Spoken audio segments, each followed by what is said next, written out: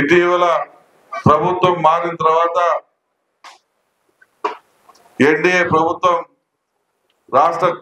రాష్ట్ర పార్టీ కార్యాలయంలో ఒక సెల్ ఏర్పాటు చేస్తే ఆ సెల్లులో దగ్గర 80,000 మంది పైచిలకు రైతులు మాకు అన్యాయం జరిగిందని, మా పొలాలు కబ్జా చేశారని, మా స్థలాల్ని లాక్కున్నారని, మా ఇండ్లు దౌర్జన్యంగా రాపించుకున్నారని ఇలాంటి కంప్లైంట్లు వచ్చాయి.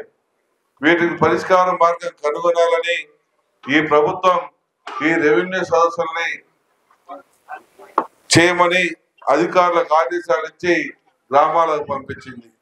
ఈ రెవెన్యూ సదస్సులలో మీరు ఒక్క రూపాయి కూడా చెల్లించకుండా ఆన్ ది స్పాట్ లో అయ్యేటువంటి పనులను స్పాట్ లోనే పూర్తి చేయటం, లేదంటే 45 రోజుల లోపల మీరు ఇచ్చిన అర్జీలన్నింటినీ కూడా పరిశీలన చేసి ప్రతి అర్జీకి కూడా ఎందుకు చేస్తున్నాము, ఎందుకు చేయలేకపోతా ఉన్నామనే విషయాన్ని కూడా మీకు తెలియజేసే లక్ష్యంతో ఈ కార్యక్రమం నడుస్తా ఉంది.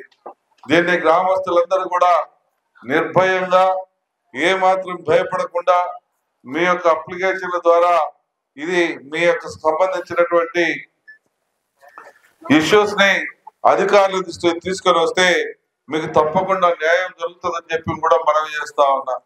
నేను ఇంకోటి కూడా చెప్తా ఉన్నా, ఈ ప్రభుత్వం ఈ సదస్సుల్ని మీ ముందుకు పంపించే నాటికే ఒక బ్రహ్మాండమైనటువంటి చట్టాలు చేసింది.